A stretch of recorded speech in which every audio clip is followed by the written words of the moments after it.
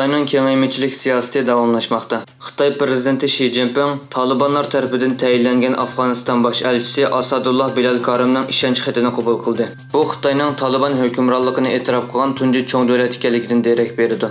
Xitoy Afg'onistonga 200 million yuan qiymidagi jiddiy insonparvarlik yordami avatdi. Buningdan boshqa Xitoy shirkatlari Afg'onistondagi qazish va qurilish turlari uchun suhbatni boshladi. Bo'libmi Afg'onistonning mo'l liti zapsi Xitoyni jalb qilish markazi sifatida alohida ko'zga ko'rinarlik.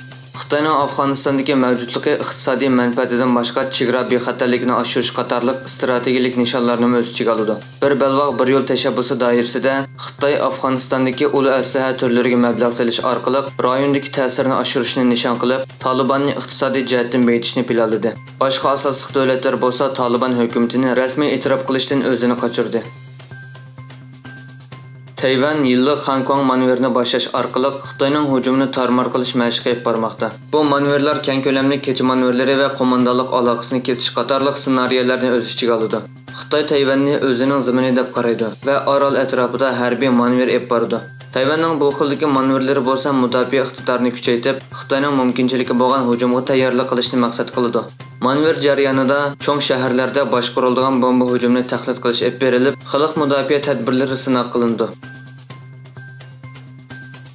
Xitoyning elektronlik savdo supsi Trendyolning Turkiyadagi yangi belgilama bilan taxminan 70 milliard lira boj afzalligi bilan ta'minlanadiganligi o'tirg'a qo'yilgan.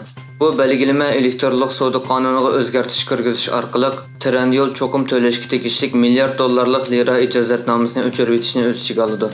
Bu ahvol Xitoy shirkatlariga ta'minlangan boj imtiyozining davomi deb qaraldi. Fuqarolar iqtisodiy krizisga duch kelayotganda bunday zo'r boj kirimidan voz kechish andish paydo qildi.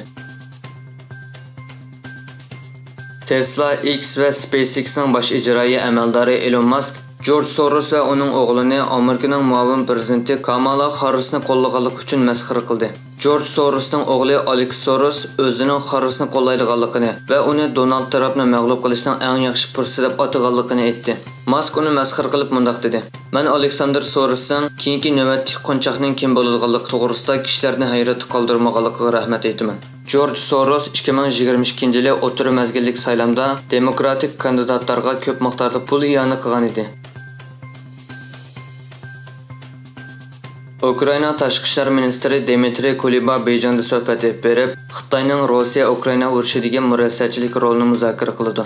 Bu ziyorat Xitoyning tinchlik suhbatida aktiv rol o'ynash va dunyo siyosatidagi ta'sirini oshirish tirishchanligini o'z ichiga oldi. Sharqi Turkistonda Uyg'urlar uchrayotgan zulm va Xitoyning iqtisodiy manfaati Beijingning bu diplomatik harakatining orqasidagi strategik sabablardan biri.